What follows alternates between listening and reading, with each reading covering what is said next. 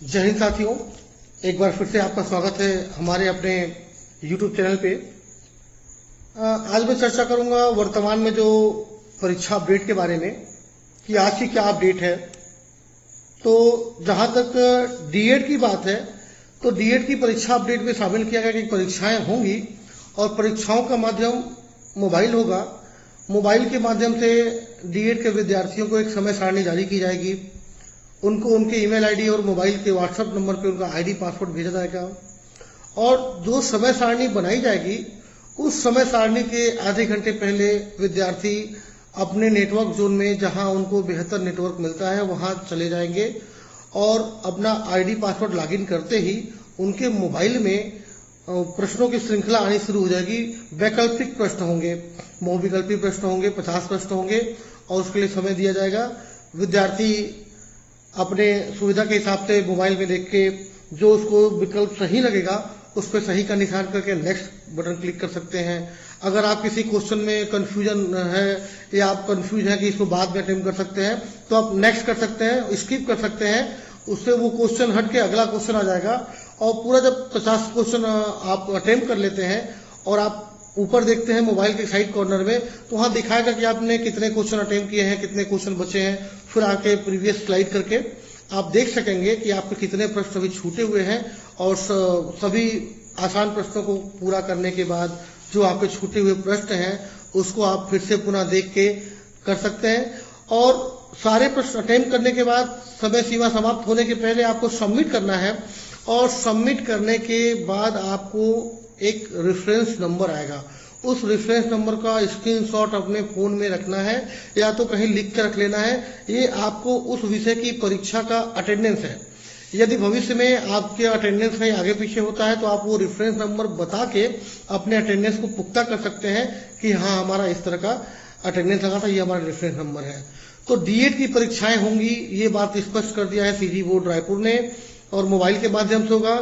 BEd और MEd के परीक्षाओं के बारे में अभी संशय का विषय बना हुआ है। लोगों का मानना है कि अगर डीएड की परीक्षाएं हो सकती हैं तो कहीं ना कहीं बीएड की परीक्षा भी करना उचित होगा।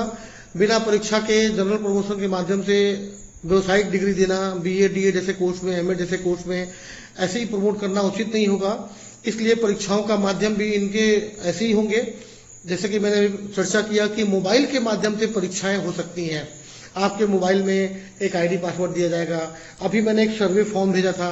सर्वे फॉर्म जिन लोगों ने नहीं भरा है वो तत्काल भर के मुझे भेजें ताकि उस सर्वे के आधार पर एक निर्णय लिया जा सके, आपके मोबाइल नंबर का डेटा कलेक्ट किया जा सके। यदि परीक्षाएं होती हैं तो जो आप सर्वे फॉर्म में मोबाइल नंबर डाले हैं उस मोबाइल नंबर पे आपको आपकी आईडी और पासवर्ड भेजा जाएगा। यदि परीक्षाएं होती हैं तो बीएड और एमएड की बात करूंगा मैं, अगर परीक्षाएं होती हैं तो मोबाइल के माध्यम से, या दूसरा विकल्प निकल के आ रहा है कि सीएससी सेंटर या चॉइस सेंटर जो सरकार ने कॉमन सर्विस सेंटर बना रखे हैं अपने हर ग्रामीण क्षेत्र में, या तो मोबाइल या तो हो सकता है कि चॉइस सेंटर के माध्यम से बीएड और एमएड की परीक्षाएं कराई जाए।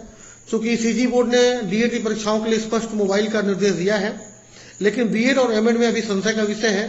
हो सकता है तो मोबाइल, अन्यथा सीएससी सेंटर पे आपकी परीक्षाएं कंप्यूटर पे ऑनलाइन कराई जाएंगी, जिसके लिए आप सदैव तैयार रहें। और प्रक्रिया यही रहेगी। अगर कोई कंफ्यूजन होगा तो आप कमेंट में मुझे कमेंट करें, अगले वीडियो में और उसको स्पष्ट कर दूंगा। अगर परीक्षाएं हुई तो इसके बारे में फिर से मैं अपलोड करूंगा वीडियो। और यदि विलंब की स्थिति में अभी कोरोना का प्रकोप बढ़ते जा रहा है, ऐसा सुना गया है कि लॉकडाउन फिर से होने वाला है, और अगर ऐसे ही माहौल बना रहा अगले तकरीबन 1 महीनों तक तो जनरल प्रमोशन की संभावनाएं प्रबल हो जाती हैं।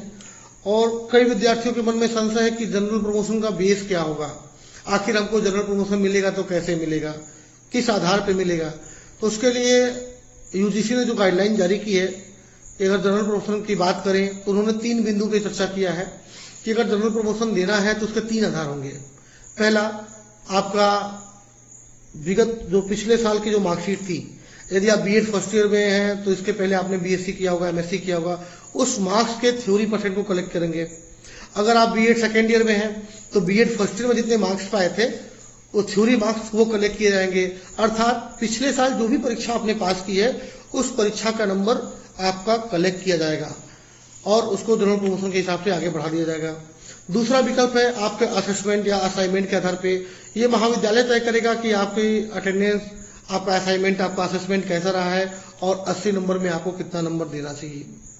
और तीसरी स्थिति में विद्यालय आपके मानसिक स्तर के रूप में, आपकी एक्टिविटी गतिविधि के रूप में आपको रिमार्क कर सकता है कि आपने कितने नंबर के लायक महाविद्यालय में अपने क्रियाकलाप या गतिविधियां या पढ़ाई लिखाई टेस्ट इत्यादि दिया है। तो प्रमोशन के तीनों आधार हैं, लेकिन अधिकांश संभावनाएं आपके विगत वर्ष के मार्कशीट की बन रही है अगर प्रमोशन होता है तो। लेकिन वर्तमान स्थिति को देखें तो परीक्षाओं की संभावनाएं अधिक बन रही हैं। सब लोग प्रयास कर रहे हैं कि परीक्षाएं कराई जाए, खासकर आपके बीएड, एमएड और डीएड के लिए, क्योंकि ये एक व्यवसायिक कोर्स है। चाहे आईटीआई हो गया, पॉलिटेक्निक हो गया, जितने भी व्यवसायिक कोर्स हैं उसकी परीक्षाएं संपादित करने के लिए सरकार तत्पर है।